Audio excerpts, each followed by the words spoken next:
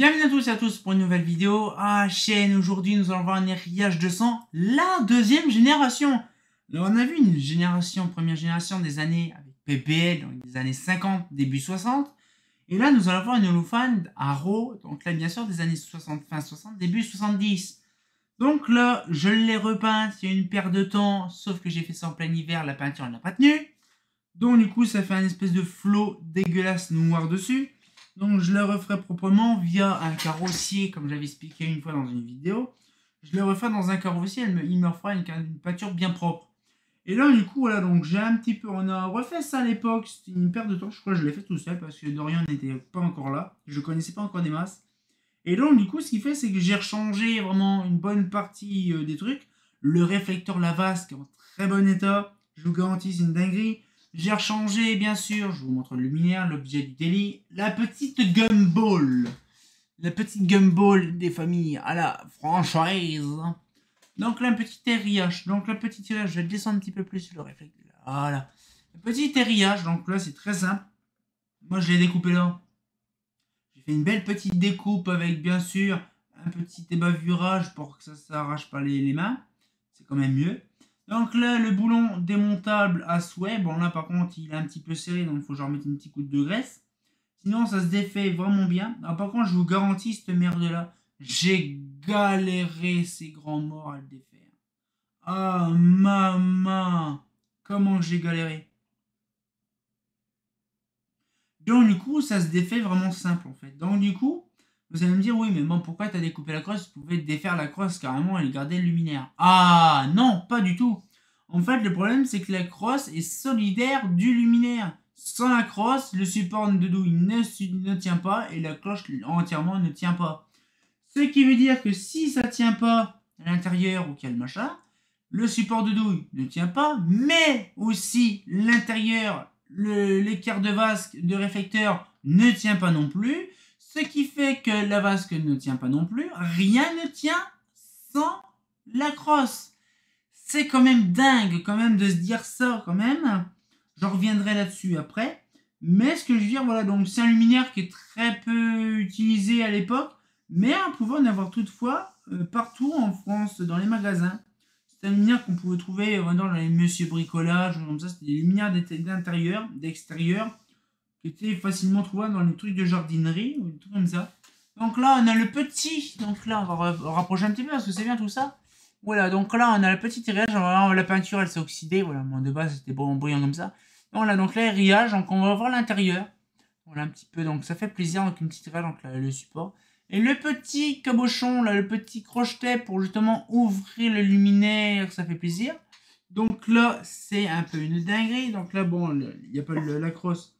Donc il faut faire comme ça, on tourne un peu et on tire sur le dessus. Voilà, donc là, on a fait ça. On penche un peu sur le côté. Là, et on fait ça. Voilà. Voilà. Donc là, j'ai fait vraiment gaffe de ne pas péter le truc, parce que j'ai pas envie de péter le truc. Et surtout que ça tiche un peu le truc. Ouais. Donc là, voilà un peu le réflecteur. Le réflecteur est d'une brillanté, c'est magnifique. Donc, comme je vous avais expliqué dans le réflecteur Holophane, on le voit très bien. Donc là, breveté SGDG, numéro 92, 69 20 48, France. Donc c'est avec une marquée axe de la rue. Donc c'est vraiment bien marqué, axe de la rue. Donc on va à l'axe de la rue, c'est où il y a le truc qui est tout plat. Donc il n'y a pas de liseré dessus. Mais sinon, donc là il y a une espèce de ressort qui est très casse-couille, qui se pète ou qui peut être dangereux. Donc du coup là, donc ça c'est très difficile à vraiment être tranquille dessus. Voilà un petit peu le truc. Donc là du coup ça c'est le réflecteur. Le réflecteur qui est aussi gris, qui n'est pas rouge. Celui-là, il est gris, ouais. De toute façon, ça c'est sûr. Oui, il est gris. Il est gris, donc du coup, on voit c'est vraiment une des années 70. Par contre, là. Voilà. Vous voyez, c'est très simple à remettre, mais par contre, à défaire, c'est un peu chiant. Donc, du coup, là, donc, ce qu'il fait, c'est que là, actuellement, dessus, sur la vase que je ne vous l'ai pas montré, mais il y a un cerclage en cuivre qui permet de garder l'armature droite et pour pas que ce soit écrasé. C'est bien ça. Bon, après, bon, contre le luminaire, il a pris un bugne, il pète le truc, c'est sûr. Donc là, il y a un petit support satiné, un petit support satiné au bout pour dire couper le flux comme ça en vertical. Ce luminaire-là pouvait être équipé en BF80, mais pas plus, en BF80. Donc on mettait le rack à fond en bas et ça mettait une BF80. C'est pour ça qu'on pouvait en avoir avec des appareillages dessus, déjà. Mais franchement, c'est vraiment impressionnant d'avoir des petits gumballs. Alors, pourquoi j'appelle ça un gumball? Parce qu'en fait, en Amérique, il y a le même système de luminaire un peu en Amérique. Et donc, du coup, ce qu'il fait, c'est que ils appellent ça des gumballs. Et il y a un peu les Clear LOV, ils appellent ça des Cobraid. Mais ce que je veux dire, c'est ça, par contre, c'est impressionnant comment c'est difficile à démonter ça. Maman. Je vous garantis, quand j'ai démonté ça, j'ai passé 3 voire 4 heures dessus à me faire chier comme pas possible pour démonter simplement le boulon là. En fait, simplement ce boulon là, ça permet justement d'ouvrir l'entièreté du luminaire. Mais le problème, c'est que j'ai galéré. J'ai pété une pince multiprise en plus, hein, tellement j'ai forcé comme un bourrin, j'ai pété une pince multiprise. C'est bien, hein. Et donc, du coup, ce qu'il fait, c'est que voilà, donc j'ai réussi. Ça m'a pris du temps. À l'époque, je chauffais rien, machin. Beaucoup d'huile de coude. Et je vous garantis, à la fin, je galérais. J'arrivais pas. J'ai réussi quand même à le faire. Et franchement, j'ai eu du mal. Et j'ai mon père qui m'a un petit peu aidé, il m'a donné des conseils. Et à la fin, j'ai réussi, mais non, voilà, c'était vraiment une dinguerie. Mais franchement, c'est une belle histoire quand même, ce luminaire-là. Alors, j'ai la version, donc la version justement des années 70, à peu près la même chose que les années 80 et les années 60, sauf que là, en fait, le liseré n'est pas rembouti comme ça, mais il est plat.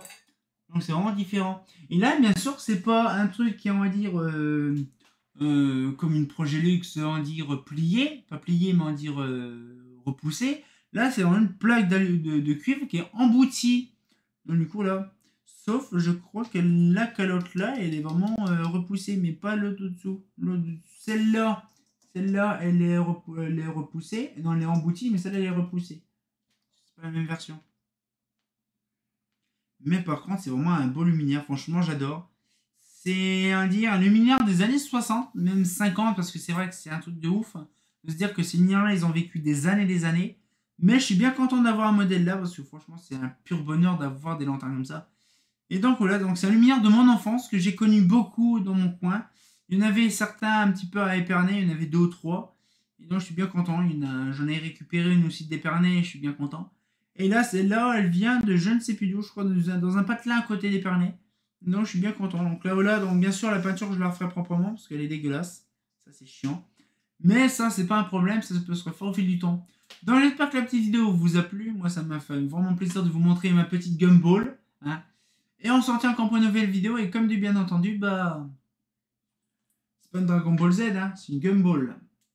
C'est quand même intéressant, quand même, n'est-ce pas, hein? Ah, c'est pas faux!